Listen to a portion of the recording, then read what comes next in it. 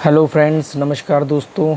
इस समय आधी रात है और मैं कुछ काम कर रहा था। नींद तो मेरे को बहुत आती है, पर कुछ काम भी होते हैं और जब नींद आती है मैं सोचता रात को जागता हूँ, थोड़ा दिन में लेट उठता हूँ। ये मेरी हॉबी है। और तो बाहर हल्की हल्की बारिश चल रही है, आपको आवाज़ भी आ रही होगी बीच में।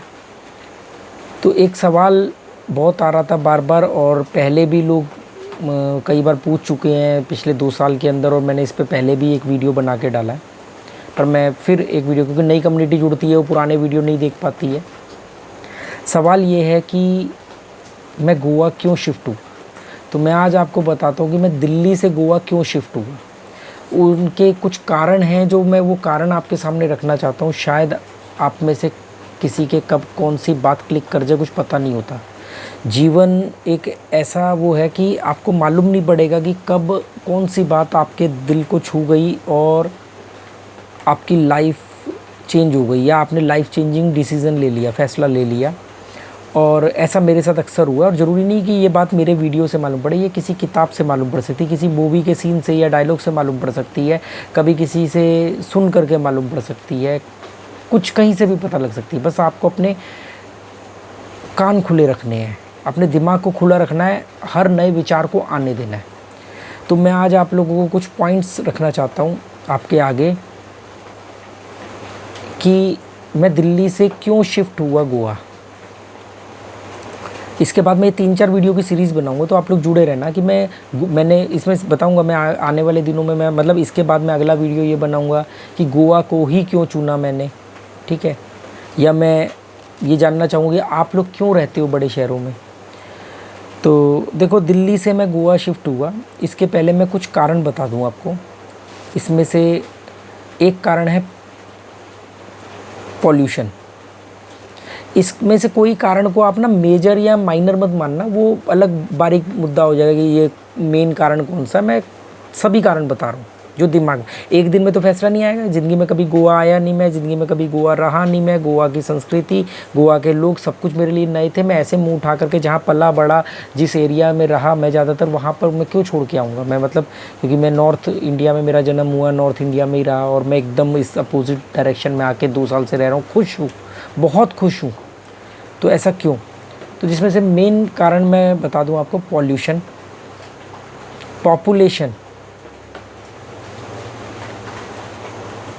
फ्रस्ट्रेशन, शो ऑफ, दिखावा, एग्रेशन, गुस्सा, चिड़चिड़ाहट, नाराज़गी, गुस्सा, जातिवाद, धर्म के प्रति बढ़ती कट्टरता, हिंदू मुसलमान, ज़्यादा धार्मिक होना। धार्मिक होने में बुराई नहीं है, धार्मिक दिखने की होड़ में होना, तरक्की के पीछे भागना, रैट रेस, चूहा दौड़ में दौड़ना, मेट्रो का भर भर के जाना, पेशेंस ख़त्म हो गया था, वक्त नहीं था लोगों के पास, दिखावा चरम सीमा पर था। ऐसे ये तमाम वो कारण है। अब इस पर हम डिटेल से बात करते हैं कि मैं क्यों दिल्ली से यहाँ शिफ्ट हुआ। तो सबसे पहले कि दिल्ली में क्या था, और जो मैंने शुरुआत में बात करी कि भी एक बात आपके दिमाग को क्लिक कर जाएगी, कौन सी बात आपके दिल को छू जाएगी और आप वो फैसला ले लोगे। तो ऐसे ही मैं एक बार दिल्ली में अपने घर में बैठा हुआ था। दिल्ली में मेरा फ्लैट है, दिल्ली NCR में, वैशाली में, और वेल सेट बिजनेस था मेरा। ये कोविड वगैरह का रीज़न नहीं, कोविड से पहले ही फैसला लिया जा चुका था ये फैसला। तो मैं एक बुक पढ़ रहा था, कनॉट प्लेस से ख़रीद के लाया था। उस किताब का नाम था चाणक्य नीति। तो ऐसे ही बैठा हुआ पढ़ रहा था। तो चाणक्य नीति पढ़ते पढ़ते में उस चाणक्य नीति में एक बात थी कि चाणक्य ने, कौटिल्य जी ने एक बात कही थी कि जहाँ पर शुद्ध पानी ना हो, जहाँ पर शुद्ध हवा ना हो, जहाँ पर उपजाऊ मिट्टी ना हो, जहाँ पर आपके लिए पौष्टिक फल सब्जियाँ उपलब्ध ना हो, और जहाँ पर राजा सुरक्षा ना दे सके, वहाँ पर मनुष्य को कभी नहीं रहना चाहिए। राजा सुरक्षा से मतलब एडमिनिस्ट्रेशन आपको सुरक्षित माहौल ना दे सके, ठीक है। तो ये बात सुनिए। इसके अपोजिट फिर एक वाक्य में उन्होंने ये बताया कि कहाँ रहना चाहिए, जहाँ, वही इसका अपोजिट कर दो, जहाँ उपजाऊ मिट्टी हो, जहाँ सद्भावना हो, लोगों में प्यार हो, खुंदक ना हो, जहाँ पर राज्य सुरक्षा दे सके, राजा सुरक्षा दे सके, मतलब आपको ट्रस्ट होगी यहाँ क्राइम नहीं हो सकता, बहुत कम क्राइम है, क्राइम होते ही लोग पकड़े जाएंगे, मतलब प्रशासन एक्टिव है। जहाँ पर शुद्ध पानी हो, शुद्ध हवा हो, वहाँ रहना चाहिए। जहाँ पर ताज़े फल सब्जियाँ आपके जीवन के लिए ज़रूरी हो, वो शुद्ध पौष्टिक वो मिल सके। तो ये बात वहाँ पे दिमाग में क्लिक कर गई। प्लानिंग पहले से ही थी कि यार दिल्ली में तो नहीं रहना, दिल्ली में दम घुटता था मेरा। जब मैंने ये वीडियो लास्ट टाइम बनाया उसमें कई कमेंट हैं, वो मतलब 5% ऐसे कमेंट, अच्छा दिल्ली में दम घुटता है तो दिल्ली से भाग के आ गया है, अच्छा ये हो गया, वहाँ पे 2 करोड़ लोग रह नहीं रहे हैं। देखो दिल्ली क्या है, दिल्ली के आसपास 500-600 किलोमीटर के आसपास जितने भी छोटे शहर के लोग हैं, वो जो गाँव के लोग हैं उनका काम होता है कि भाई हम शहर में जाके रहें, शहर वालों का काम होता है बड़े शहर में रहे। क्योंकि मैंने कश्मीर टू कन्याकुमारी साइकिल चलाई, मैं गाँव शहरों से घूमा हूँ, हज़ारों गाँव से गुजरा हूँ, तो मैंने वहाँ लोगों से पूछा, उनका एक ही ड्रीम होता है बड़े शहर में, छोटे गांव से बड़े शहर में। जैसे हाथरस वाला चाहेगा अलीगढ़ में मकान ले लूँ या मथुरा में ले लूँ, उसके बाद में फिर वो दिल्ली की तरफ कूच करेगा। तो इस वजह से दिल्ली हो, बेंगलोर हो, गुड़गांव हो, पूना हो या बेंगलोर, ये सब जगह का क्यों हब बन रहा है, मुंबई हो। तो दिल्ली में दिखावा सबसे बड़ा रीज़न था पॉल्यूशन। तो पॉल्यूशन इतना ज़्यादा था कि दिवाली पे कभी तो पराली के नाम पे हो जाता था, पराली नहीं भी जलेगी ना तो भी वहाँ पे पॉल्यूशन बहुत रहता था, पटाखों के नाम पे। लोगों के अंदर, दिल्ली एक ना निर्मोही धरती है, इतना ज़्यादा लोगों के अंदर इनसेंसिटिव हो चुके हैं लोग कि गवर्नमेंट ने कानून बनाया पटाखे बैन, वो इसको पटाखे को बैन को हिंदू मुसलमान पे ले गए। अच्छा पटाखे बैन कर रहे हो तो बकरीद पे बकरा क्यों नहीं बंद करवाते? अरे वो बकरीद पे बकरे कटने का विरोध होना चाहिए, वो डिफरेंट इशू है। अभी वो ये कह रहे हैं कि जिस पॉल्यूशन को बंद किया जा सकता है उसको तो करो, पहले उसको तो करो। और ये देखो, जिनके बच्चों को उससे नुकसान हो रहा है वही अपने धर्म के नाम पे या बायस होकर के वो इस चीज़ का विरोध कर रहे हैं। आप अपने घर में सिगरेट पियोगे तो आपका बच्चा भी तो पैसिव स्मोकर बनेगा ना। तो आप पटाखों के नाम पे आप कर क्या रहे हो? एक तरफ से आप ग्लोबल वार्मिंग की बात करते हो। तो लोगों के अंदर इतनी कट्टरपंथी या इतनी बेवकूफ़ियाँ भर गई थी। तो ये एक कारण था कि मतलब पॉल्यूशन तो बहुत ज़्यादा है पर पॉल्यूशन के लिए कोई काम नहीं कर रहा है। जैसे मेरे घर के बाहर एक पान का हुक्का लगाता था, वो सुबह झाड़ू लगा करके प्लास्टिक जलाता था, पन्नी वन्नी सब आग लगा देता था। मैं उसको टोकता था कि यार मैं तेरे को टोक रहा हूँ, अगर मैंने कंप्लेंट कर दी 5,000 रुपये का फ़ाइन है, तो ये जो प्लास्टिक जला रहा है। प्लास्टिक बैन हो गया, लोग चोरी छिपे प्लास्टिक की पन्नियाँ दे रहे हैं, मतलब छुपा करके दे रहे हैं। कि मतलब गोवा के अंदर लोग रूल नहीं तोड़ते, बहुत कम तोड़ते हैं, तोड़ेंगे बाहर से आके तोड़ेंगे। वहाँ रूल तोड़ना गर्व माना जाता है।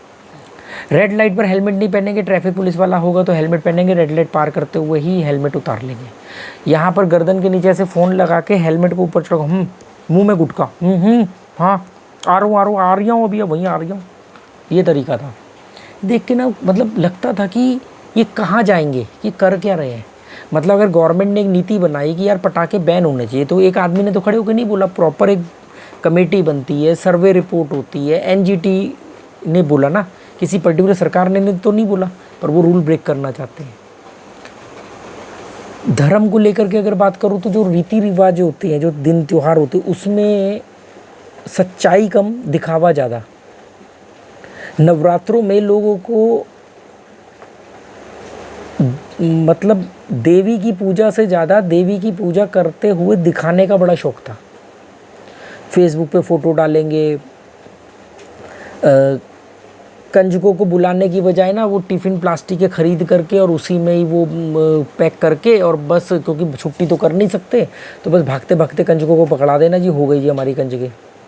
हम लोग जब कंजके करते थे तो सारे बच्चे कहते थे खाना तो आपके यहाँ ही खाएंगे, क्योंकि हमारे यहाँ पे क्या होता था कि हम उनको प्रॉपर बुला के बैठाते थे और सारे बच्चे बैठ के खाना खाते थे, हम भी साथ में खाना खाते, उनको खिला देते थे, फिर हम भी साथ में बैठते थे, फिर वो गेम खेलते थे काफ़ी देर तक। डांस कर रहे हैं, कैरम बोर्ड खेल रहे हैं, वीडियो बनवा रहे हैं डांस करते हुए का, मतलब ऐसा नहीं। और बाकी जगहों पे मैं दिखता था कि वो लोग क्या कर रहे हैं कि फटाफट खाना बनाया, नौकरी पेशे वाले हैं, नौकरी की छुट्टी नहीं करनी है तो प्लास्टिक के टिफ़िन में। हमारे घर आते थे ना बच्चों के दोनों की कंजके, तो मैं कहता था यार ये डॉक्टर ने बोला करने को। अगर आपके पास समय नहीं है, अगर आपके पास अटेंशन नहीं है, श्रद्धा नहीं है, एक तरफ से कहते हो माँ ने हमें सब कुछ दिया, दूसरी तरफ से माँ के लिए आपके पास टाइम ही नहीं है, हाँ? तो ये चीज़ मैं नोटिस करता था, तो इसको मैं रोक नहीं पाता था। मेरे सामने वाला फ्लैट पे लोग रेंट पे रहने आते थे, बड़े बुजुर्ग कहते थे पहले घर खरीदो, वो पहले कार खरीदते थे। मैं उनसे बोलता था यार आप तो न्यूक्लियर फैमिली हो, छोटी सी फैमिली है, मियाँ बीबी हो अकेले, क्यों ये 3 कमरों का ले रखा है आपने फ्लैट? नहीं, कभी कभी कोई रिश्तेदार आएगा, साल 2 साल में एक बार कोई रिश्तेदार आएगा, उसके लिए वो फ्लैट लेके रखते थे। फिर उसके लिए एक्स्ट्रा पे करने के लिए, वो कमाई के लिए भाग रहे हैं। आप अगर दिल्ली में रहते हो या दिल्ली जैसे किसी भी शहर में रहते हो, दिल्ली तो मैं वर्ड इसलिए बोल रहा हूँ क्योंकि दिल्ली से मैं आया हूँ, पर मेरा दिल्ली से मतलब है सभी बड़े शहर, सभी बड़े शहर, चाहे वो पूना हो, गुड़गांव हो, बेंगलोर हो, कोई भी हो, जो भी बड़े शहर हो आपके आसपास जहाँ पर ट्रैफिक ज़्यादा है, पॉल्यूशन ज़्यादा है, तो आप अगर वहाँ पर स्मोकिंग नहीं भी करते, अपनी ज़िंदगी में भी कभी सिगरेट नहीं पीना, आप अपने लंग्स चेक करवा लेना, ग्रे कलर के निकलेंगे, ब्लैक कलर के निकलेंगे, इतना कार्बन अंदर जा चुका है। मैंने 10 साल कंटिन्यू खूब सिगरेट पिए, चेन स्मोकर रहा हूँ मैं। और जब मैंने वो सिगरेट छोड़ दी, उसका 10 साल बाद 30 साल की उम्र में सिगरेट छोड़ी, और 40 साल की उम्र में मैं 6000 किलोमीटर साइकिल चला चुका हूँ अकेले। दिल्ली को छोड़ के गोवा शिफ्ट होने का एक और कारण था जातिवाद। वहाँ पर आप गाड़ियों के पीछे देखो, जाट की ठाठ, चौधरी साहब, गुर्जर बॉय, ब्राह्मण समाज, पंडित जी, या जो भी नाम XYZ जो भी नाम है उसके आगे पंडित लगा देना, मतलब दबंग दिखना, ताकतवर दिखना, ताकतवर दिखना। अब ताकतवर दिखने के लिए अपनी कास्ट, जो दबंग कास्ट है, जैसे गुर्जर है, चौधरी है, ठाकुर है, जाट है, ये जो थोड़ी सी दबंग वो आते हैं ना कि मतलब थोड़ा सा दबंग है जी, निडर है, तो ये लोग अपनी कास्ट का प्रमोशन करते हैं, और अपर कास्ट है। इसके बाद में दूसरे नंबर पे आ जाते हैं जो लोग दबंग नहीं है, वो जो बनिए कैटेगरी में आ जाते हैं, वो फिर हारेगा सहारा बाबा श्याम हमारा, खाटू नरेश की जय, बोल बाके बिहारी की जय। ऐसे मतलब उन्होंने ये सब किया होता है, जहाँ हरे हरे हरे राम राम राम हरे हरे, हरे कृष्ण कृष्ण कृष्ण, ये सब गाड़ियों के पीछे लिखवा रखा लोगों ने। मुझे 2 साल हो गए गोवा में रहते हुए, मैंने आज तक किसी गाड़ी के पीछे किसी भगवान का नाम लिखा हुआ नहीं देखा, किसी कास्ट का नाम लिखा हुआ नहीं देखा। पर ये आपको उत्तर भारत में बहुत मिलेगा, दिल्ली, हरियाणा, यूपी, बिहार, इन जगहों पे बहुत मिलेगा, पंजाब। फिर दूसरे नंबर पर और अगर थोड़ा देखोगे तो papa's gift, Mama's boy, Guddu ते चिंटू दी गड्डी,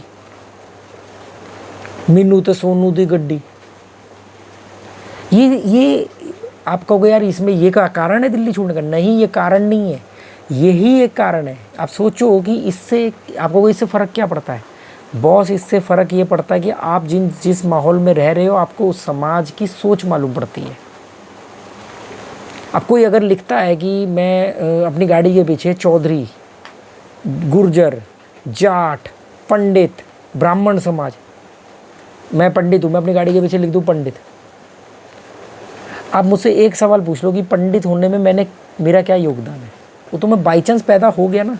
मैं गुर्जर के घर भी पैदा हो सकता था, मैं जाट के घर भी पैदा हो सकता था, मैं बनिए के घर भी पैदा हो सकता था, मैं किसी शूद्र के घर भी पैदा हो सकता था, मैं पंडित के घर पैदा हो गया। इसमें मेरा क्या कंट्रीब्यूशन है?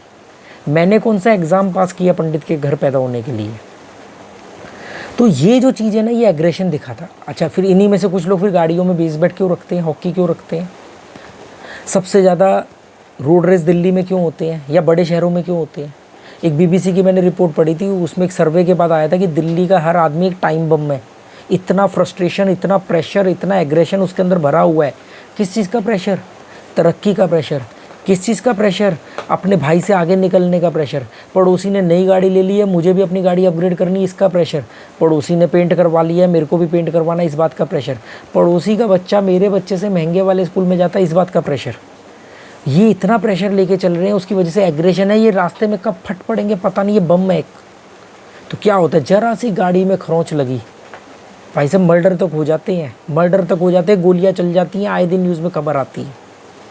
धर्म की बात कर रहे हो, कावड़ के दिनों में आप देखो, कावड़ के दिनों में पूरे के पूरे दिल्ली यूपी को बंद कर दिया जाता है, सारे वो रूट बंद कर दिए जाते हैं जहाँ से कावड़ियों ने गुजरना है। कोई ऐसा दिन नहीं जाता जहाँ पर कावड़ियों से के लिए हंगामा ना हो या कावड़ियों ने ना किया हो। और कावड़ियों से भी ज़्यादा प्रॉब्लम तो उन लोगों की होती है जो लोग कावड़ियों की सुरक्षा में लगे होते हैं। जैसे हर मोहल्ले में मोहल्ले के लोग लग जाते हैं, तो डंडे हॉकी 20 बेड लेके खड़े होते कावड़ियों के लिए, रास्ता बनाने के नाम पे आने वाले लोगों को मारते पीटते हैं या परेशान करते हैं। मैं बोल रहा हूँ झूठ हो सकता है, आप खुद जाके थोड़ी मेहनत कर लो ना, पढ़ लो। वहीं जब मैंने साउथ में जब साइकिल चलाई कश्मीर टू कन्याकुमारी की, तो जब मैं केरला को क्रॉस कर रहा था तो वहाँ पर सबरीमाला की यात्रा चल रही थी। शबरीमाला की यात्रा, बड़े बड़े पढ़े लिखे पुलिस ऑफिसर क्या और बड़े पढ़े लिखे वेल एजुकेटेड बिजनेसमैन क्या या संपन्न लोग क्या, वो शबरीमाला में यात्रा पे थे। रात को यात्रा करते थे, दिन में किसी मंदिर में रुकते थे। उनके लिए कुछ जगहों पर टेंट जो लगे होते थे वो भी बिल्कुल रोड से हट करके या रोड के किनारे लगे होते थे। किसी भी ट्रैफिक वाले को कोई दिक्कत नहीं होती थी, किसी तरह का वो नारेबाजी नहीं करते हैं, किसी तरह का अपना खाना खुद बनाते हैं, अपना खाना खुद बनाते हैं, खुद पूजा करते हैं और चलते हैं। मतलब कभी गए। और मैं कहता हूँ कि यार हमारे यहाँ कावड़ के टाइम पे तो ऐसा हंगामा जैसे शहर बंद हो गया हो। आपको पता है गाजियाबाद के अंदर, मैं वैशाली में जैसे रहता हूँ, तो बच्चों के स्कूलों की छुट्टी हो जाती थी कावड़ की वजह से, क्योंकि बसों ने आना जाना है, बच्चों को कैसे पिक करेंगे, कैसे ड्रॉप करेंगे, कोई हंगामा हो गया तो सोचो आप। पार्किंग को लेकर के दिल एक बात पे नहीं मन हटा। मेरे घर के सामने वाली बिल्डिंग में एक फ्लैट है, उन्होंने अपने फ्लैट के बाहर जो कॉमन जगह है वहाँ पर अपनी गाड़ी पार्क करना शुरू कर दिया। कॉमन सेंस है भाई, अपने घर के बाहर तो आदमी अपनी गाड़ी पार्क करेगा। उन्होंने उसके साथ वाली जगह पर भी एक स्कूटर अपना क्रॉस करके रख दिया कि कोई और ना पार्क करे। एक बार कहीं पर किसी का बिल्डिंग मटेरियल डला हुआ था, हमने वहाँ पे जाके वाइफ ने गाड़ी पार्क कर दी। उन्होंने कहा कि आप गाड़ी यहाँ क्यों पार्क कर रहे हो, आप तो उस बिल्डिंग में रहते हो। जबकि आमने सामने वाली बिल्डिंग है, कायदे में हमारी राम राम नमस्ते होनी चाहिए। जैसे आप गोवा के अंदर हमारे को ये दूसरा गाँव पड़ता है, पर हमारे को अभी गणपति पे पूरे 5 दिन लंच डिनर वहीं पे इनवाइट था, पहल सारा दिन वहाँ खेलती। इसके आगे एक और गांव है, वहाँ पर बच्चों की सहेलियाँ हैं, और सहेली नहीं है कि सिर्फ सहेली है जी, क्लासमेट है। उनकी मम्मी कहती है अपनी मम्मी को लेके, और ये भी जाती है। इधर चले जाओ तो दूसरे गाँव में, और वहाँ पर सामने वाली बिल्डिंग में कोई रहते थे, उन्होंने हमें गाड़ी हटवा दी कि यहाँ से आप गाड़ी। हमने उनको ये तक बोला कि हम थोड़ी देर में हटा लेते हैं, ये बिल्डिंग मटेरियल का सामान पड़ा है किसी का, भी हट जाएगा हम हटा लेंगे। नहीं जी नहीं, लड़ पड़े। सोचो 6-6 साल से साथ में रह रहे हैं। तो मतलब कब्जे की भाव, निर्मोही धरती है ना वहाँ पर। तो श्रवण कुमार ने भी रख दिया था वो अपने माँ बाप को नीचे कि यार क्यों तुम्हारे लिए मैं बेकार के ढो करके घूमूं। ये वो धरती है, राक्षस की धरती है। ये सब जो है पश्चिमी गाजिया, उत्तर पश्चिमी उत्तर प्रदेश, दिल्ली, एनसीआर, ये सब निर्मोही धरती है। यहाँ किसी आदमी के मन में किसी के प्रति कुछ नहीं है, सिर्फ दिखावा है। रिश्तेदारी के नाम पे सैटरडे संडे मिलेंगे, एक फैमिली डिनर ऑर्गेनाइज करेंगे, होटल में जाएंगे, खाना खाएंगे, अंदर से एक दूसरे की तरक्की से जलेंगे। मैं जो बिज़नेस करता था, मेरे दोस्त भी वही बिज़नेस करते थे, मैं उनके ऑफिस जाता था तो उनकी सेल मुझसे ज़्यादा थी, और मेरे मन में ईर्ष्या पैदा होती थी, और मुझे बड़ा घिन आती थी अपने आप से कि यार ये तो मेरे दोस्त हैं, मैं इनके साथ बैठ के चाय पी रहा हूँ, इनके साथ बैठ के मैंने खाना खाया, हम इतने पुराने दोस्त हैं, इसकी सेल ज़्यादा हो रही है, मुझे इस बात से ईर्ष्या हो रही है, तो बड़ी घिनौनी बात है। मैंने उस व्यक्ति के ऑफिस में जाना बंद कर दिया अपने दोस्त के। जब कई महीनों बाद गया तो उन्होंने पूछा यार आजकल तू आता नहीं। तो मैंने कहा यार मैं आपको सही बात बताऊँ कि मेरी कॉफ़ी मशीनें कम सेल हो रही हैं, आपकी कॉफ़ी मशीनें ज़्यादा सेल होती हैं, मैं यहाँ बैठे हुए ना चाहते हुए उसको नोटिस करूँ तो मुझे बड़ा गंदा सा फील हो रहा था कि यार ये चीज़ नहीं होनी चाहिए। तो मेरे को लगा कि मतलब मुझे ऐसी चीज़ों के बारे में नहीं सोचना चाहिए, तो मुझे थोड़ा कम आना चाहिए। तो आप ये बात समझो कि हिंदुस्तान एक हिंदुस्तान नहीं है, हिंदुस्तान बहुत सारे देश हैं, वो तो जुड़ गया है मैप में, इसलिए हम उसको हिंदुस्तान कहते हैं। उत्तर भारत का कल्चर अलग है, दक्षिण भारत का कल्चर अलग है, दिल्ली, यूपी, ये जो हिंदी भाषी प्रदेश जिसको बोलते हैं, जबकि ये भी हिंदी भाषी नहीं है, तो एक प्रोपेगेंडा है, पर फिर भी हिंदी भाषी जब हम नाम लेते हैं तो हमारे नाम मुंह पे नाम आता है। पंजाब, दिल्ली, हरियाणा वगैरह, ये हरियाणा, यूपी, बिहार, ये सबको हम हिंदी भाषी मानते हैं, जबकि इनमें भी कई कई सारी भाषाएँ हैं, मैथिली है, बहुत सारी भाषाएँ हैं, भोजपुरी है, बहुत सारी भाषाएँ। पर जब मैं दक्षिण भारत की तरफ आया तो मुझे लगा कि यार ये भी तो हिंदुस्तानी है, ऐसा तो नहीं है कि मैं फ़िनलैंड में आ गया हूँ, मैं ये यूरोपियन किसी कंट्री में आ गया हूँ, मैं अपने हिंदुस्तान के अंदर भी देख रहा हूँ। यहाँ पर दिखावा नहीं है। 2-2 करोड़ रुपए के मकान का मालिक, जिसका मंथली 4-4, 5-5 लाख रुपए जिसको किराया आता है टूरिस्टों से, वो आदमी एक सिंपल रबड़ की चप्पल, उसके पास कोई कार नहीं है, वो स्कूटर पे है, सुबह मछली पकड़ता है, आप जाओगे आपसे राम राम नमस्ते करेगा, आपको अपने घर बुलाएगा, आपके साथ खड़े होकर के 20 मिनट गप्पे मारेगा। वहाँ पर 2 करोड़ रुपए का किसी का अगर प्रॉपर्टी हो या 4 लाख रुपए किराया आता हो, वो आदमी को आदमी न समझेगा। फिर जैसे मैं अपनी बिल्डिंग के कुछ पड़ोसियों से बात करता था, जैसे कि नीचे टॉनी जेरी को घुमाने गए रात को खाना वाना खाने के बाद, तो बचा कुचा जो थोड़ा बहुत मानवीय अंश रह गया था वो राजनीति ने ख़राब कर दिया। कि कोई बीजेपी का समर्थक है और अगर आपने कोई बात बीजेपी के खिलाफ बोल दी तो वो तो भूल जाएगा कि हम 10 साल के पड़ोसी हैं, तो मुँह फट हुआ तो मुँह पे बेइज्जती कर देगा, नहीं तो वो नाराज़ हो जाएगा। कोई कांग्रेसी है और आपने कांग्रेस के बारे में बोल दिया तो ये हाल। कोई सपा का है, कोई बसपा का है, मतलब मैं कहने का मतलब है कि राजनीति डिसाइड करती थी रिश्ते, कि अगर कोई जिस पार्टी का, आप उस पार्टी के बारे में बात करोगे तो आप अच्छे पड़ोसी बन के रहोगे उसके साथ। ये हाल हो चुका था। दिखावा इतना ज़्यादा था कि मैंने जब अपनी नई होंडा अमेज गाड़ी ली तो मैंने अपनी दूसरी गाड़ी नहीं बेची, क्योंकि वाइफ ने नई नई गाड़ी सीखी थी और अब हम घर में 2 जने चलाने हो गए थे। मैंने कहा पुरानी गाड़ी है सेंट्रो, कुछ मिलना भी नहीं है तो कोई बात नहीं, अपने पास रखते हैं, 2 गाड़ी इमरजेंसी में काम आएगी। तो हमने तो ये सोच के रख ली। आप यकीन मानोगे कि 6 महीने के अंदर 3 से 4 लोगों ने हमारे आसपास की बिल्डिंगों में ही नई गाड़ी ली पर पुरानी नहीं बेची। उसके बाद तो मालूम पड़ा यार एक एक घर में अगर 2-2 गाड़ी होगी कहाँ से इतना स्पेस लाओगे पार्किंग का। हमारा छोटा सा एक कंपाउंड था, उसमें 12-13 बिल्डिंग है और वही वे है, कोई कॉमन वे नहीं है। मैंने मजबूरन अपनी गाड़ी अपने दोस्त को दी कूड़े के रेट में।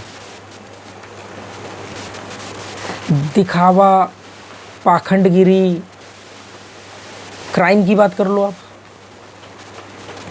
मैंने तकरीबन 8 साल हो चुके होंगे मुझे, मैंने टीवी नहीं देखा। और दिखावे और लग्जरी के नाम पे मैं स्मार्ट टीवी लेके आया था आज से 6 साल पहले 55,000 रुपये का 4K वगैरह समथिंग करके। और घर में 2 टीवी थे, बच्चे अपने कमरे में बैठ के कार्टून देखते हुए खाना खाते थे, मैं न्यूज़ या कोई डिस्कवरी वगैरह कुछ देखते हुए खाना खाता था। हम लोग अलग अलग खाना खाते थे। जिस दिन से हमने फैसला किया कि हम टीवी नहीं देखेंगे, टाटा स्काई और वो जो सेट टॉप बॉक्स था वो केबल वाला वो बंद करवा दिया दोनों टीवी में, उस दिन से आज तक हम लोग साथ में खाना खाते हैं, साथ में चाय पीते हैं। सोचो आप। अब टीवी की बात चली, न्यूज़ में जब हम सुनते थे तो आपको पता है कि इंडिया में जितना भी नेशनल टेलीविज़न है उस पूरे नेशनल टेलीविज़न का 60% से 70% तक जो फोकस होता है वो दिल्ली एनसीआर पे होता है। तो जी यहाँ पर दिल्ली आज तक आता है, ऐसे बहुत सारे आते हैं। अरे चेन छीन गई, यहाँ पे लूटपाट हो गई, यहाँ पे 4 कर रहा है। ऐसे लगता था कि जैसे हम बम के ऊपर बैठे हुए, चारों तरफ गोलियाँ चल रही हैं, बम फट रहे हैं, कितना क्राइम है। जब से टीवी बंद किया थोड़ा डर कम हुआ कि अरे नहीं यार, अब सबको कुछ खबर नहीं आ रही। पहले तो यहाँ चेन छीन गई, वहाँ चेन छीन, और छीन भी रही थी, ऐसा भी नहीं कि झूठी खबरें थी। इतनी चेन स्नैचिंग होती है दिल्ली एनसीआर में, इतनी चेन स्नैचिंग होती है, जो रहते हैं वो जानते हैं। इतना रोड रेज होता है, बात बात पे गोलियां चल जाती हैं, डंडे निकल आते हैं। अच्छा ये चीज़ मुझे दिख रही है कि बाकियों को क्यों नहीं दिख रही? 2-2.5 करोड़ लोग रहते हैं। लोग ये बोलेंगे भाई तुम ज़्यादा नवाब हो, तुम्हें दिख रहा है, दुनिया नहीं रह रही वहाँ। नहीं दिख रहा क्योंकि वो वैसे ही है। अब अगर मुझे अपने पंडित होने पर, अपने ब्राह्मण होने पर गर्व है तो मैं कैसे बोलूँगा कि यार आप ये जातियाँ क्यों लिखी हुई हैं, इससे आपको क्या फ़र्क, मतलब इसमें आपका क्या योगदान है? कौन सा आपने समाज या आपने बनाया है या आपने इसमें के लिए कोई क्वालिफाई किया है। पर मैं वैसा नहीं हूँ इसलिए मुझे दिख रहा है, जो वैसे होते उनको नहीं दिखता। मैं हिंसक नहीं हूँ, मतलब मुझे लगता है कि हर बात को बातचीत से हल किया जा सकता है। गाली वही देगा जिसके पास शब्दकोश नहीं है, हाथ वही उठाएगा जिसके पास जवाब नहीं है, शब्दों के जवाब नहीं है। शब्दों के बाण नहीं है तो वो असली के बाण चलाएगा, शब्दकोश नहीं है तो वो गालियों से अपनी बात पे वजन लाने की कोशिश करेगा। तो मैं वैसा नहीं हूँ, पर वहाँ पर आप देख लो बिना गाली गलौज के बात नहीं होती। तो ये कारण थे मेरे दिल्ली छोड़ने के। अगले वीडियो में बताऊंगा मैं गोवा को क्यों चुना, क्योंकि 25 मिनट का ये वीडियो हो चुका है। अगर आप लोगों को समझ में आए तो आप लोग कमेंट करना, तो फिर मैं बताऊंगा कि मैंने गोवा को ही क्यों चुना। और भी कई कारण पे हम बात करेंगे, पर फिलहाल ये इतने कारण काफ़ी हैं। पॉल्यूशन सबसे नंबर 1, एग्रेशन, बच्चों में दिखावा। मतलब मेरे जो बच्चे हैं आज उनके पास फ़ोन नहीं है और वो खुश हैं, क्योंकि आज वो जिन बच्चों के साथ खेलते हैं उनके पास भी मतलब कोई फ़ोन बहुत महंगे नहीं है, माँ बाप का फ़ोन यूज़ करते हैं, मतलब है भी तो कोई फ़र्क नहीं पड़ता। उनके आसपास के बच्चे कोई बहुत महंगे कपड़े या मैकडोनल्ड में जाना या पिज़्ज़ा हट में जाना या मॉल में शॉपिंग करना नहीं होता है। अभी शोना ने अपने चैनल पर एक वीडियो डाला है गणपति का, आप देखना वहाँ पे, यहाँ पर गणपति कैसे मतलब त्यौहार कैसे अपने घर के अंदर आपस में सब लोग पूरा परिवार इकट्ठा होकर के मनमुटाव भुला करके खेल रहा है, वो हंसी मजाक कर रहा है, वो त्यौहार सेलिब्रेट हो रहा है। तो वहाँ पर बच्चे क्या कर रहे थे कि बच्चों के जो दूसरे दोस्त होते थे वो महंगे कपड़े ला रहे हैं, वो किससे सुना रहे हैं, आज हम उस मॉल में गए, आज हम मैकडी में गए, आज हमने पिज़्ज़ा खाया, वो महंगे महंगे फ़ोन लेके आ रहे हैं। अब अगर आप ऐसे में बच्चों को नहीं दिलाओ तो उनके अंदर ग्लानि महसूस होगी, दिलाओगे तो उनका भविष्य बर्बाद होगा। दिलाने को मना नहीं कर रहा हूँ, ऐसा थोड़ी कि मेरे बच्चे आज इंटरनेट नहीं यूज़ करते हैं या उनको कुछ पता नहीं है। मेरी बड़ी बेटी ब्लॉग लिखती है, छोटी, दोनों का अपना चैनल है, उनके चैनल पे देखो, उनकी बोलने की कला देखो, उनकी शब्दकोश देखो, उनकी क्लियरिटी देखो शब्दों के ऊपर। स्कूल के नाम पे इतना लूट बजा रही, क्योंकि अगर आप सस्ते स्कूल में पढ़ा रहे हो तो पड़ोसी ताने मार मार के या बातों में आपको जलील कर देंगे। और अगर आप वहाँ के सबसे, चलो इन दोनों की मैं तो बहुत ही मिडिल क्लास से भी नीचे वाले स्कूल में डालता था। सेंट थॉमस स्कूल में पढ़ाया मैंने इनको, बहुत हाई फाई स्कूल नहीं है, फिर भी 4,000 4,500 रुपये एक बच्चे की फ़ीस जाती थी और 2,500 रुपये बस के जाते थे और 20,000 रुपये बिल्डिंग फंड के जाते थे, और वो हर साल बढ़ते रहते थे। और उसके बावजूद जब कोविड वगैरह के टाइम पे मैंने बोला कि हम अपने बच्चों को अब यहाँ नहीं पढ़ाना चाहते, आप प्लीज़ टीसी दे दो, हमारे पास अभी पैसे नहीं है। तो कहते जब तक आप पैसे नहीं दोगे हम टीसी नहीं देंगे, चाहे बच्चे का भविष्य ख़राब हो जाए। 100 से ऊपर मेल भेजी हुई उनको। आज गोवा का एजुकेशन डिपार्टमेंट उस स्कूल के साथ लड़ रहा है कि यार आप ऐसा कैसे कर सकते हो, आपने लाखों रुपया फ़ीस बटोर लिया और आप आज एक क्वार्टर की फ़ीस के लिए आप उस बच्चे का टीसी नहीं दे रहे हो। आपके लिए तो A4 साइज़ का कागज़ है, कहते नहीं देंगे। ये हाल है। सब गुंडे बदमाशों के हॉस्पिटल हैं, नेताओं के हॉस्पिटल हैं, सब गुंडे बदमाश नेताओं के स्कूल हैं। कहाँ जाओगे आप? चच्चा हमारे विधायक हैं, बात बात पे तो लोग कहते हैं जानता है मैं कौन हूँ, जानता है मैं कौन हूँ, जानता है मेरा बाप कौन है, जानता है मेरे को पहुँच कहाँ तक है, 2 मिनट में दिखा दूंगा तुझे, अभी फ़ोन करूँगा, एक फ़ोन पे चमका दूंगा। ये एटीट्यूड था वहाँ। इस वजह से मन उठ गया था कि सेहत भी ख़राब कर रहे हैं हम, सोच भी ख़राब कर रहे हैं, भविष्य भी रैट रेस, चूहा दौड़ में दौड़ भी जाओगे तो जीतने वाला भी तो चूहा होगा बॉस। मेरे सारे दोस्त भाग रहे हैं हर 6 महीने में। आज हमने ये फ्लैट ले लिया, अभी हमने वहाँ पे ये ले लिया, अभी हमने ये कर लिया, ये चल रहा है उनका। हर साल भर में कोई ना कोई नया फ्लैट, नया बिजनेस, नया पैसा, हाई पैसा, हाई पैसा, पैसा पैसा, हाई पैसा। और फिर यही लोग किसी के मरने पे जाएंगे, बोलेंगे कफन में जेब नहीं होती है भाई साहब, सब कुछ यहीं रह जाना है। और फिर वहाँ से शमशान घाट से बाहर निकलते ही तुरंत ही ये फिर लग जाएंगे हाई पैसा, पैसा पैसा, हाई पैसा। इसलिए ये मेरे ख्याल से कारण और बहुत हैं, बहुत डिटेल में बात कर सकता हूँ मैं, पर अभी के लिए इतना कारण काफ़ी है आप लोगों को जानने के लिए। मैंने इस वजह से दिल्ली को छोड़ा और गोवा शिफ्ट हुआ। 29 मिनट का वीडियो हो चुका है। फिर कभी अगर आपको मज़ा आया तो मैं फिर और वीडियो ऐसे ही बनाऊंगा। ये बहुत लंबा कंटेंट, बहुत सारी बातें हैं, एक एक बात के ऊपर, जातिवाद के ऊपर मैं आपके ऊपर 1-1 घंटा बोल सकता हूँ, आधा घंटा बोल सकता हूँ। गाड़ियों में हॉर्न लगाना, गाड़ियों में स्टिकर लगाना, जरा सी गाड़ी पे स्क्रैच लग गया, लड़ पड़ना। और ये वेल एजुकेटेड समाज की बात कर रहा हूँ, वैशाली के अंदर रहता था जो पॉश इलाके में गिना जाता है। अभी तो मैं वहाँ की बात कर रहा हूँ। तो आपको कैसा लगा ये कारण जो मैंने बताया है, आप अपनी राय लिखना। असहमत हो तो कोई बात नहीं। Okay, good bye, thank you.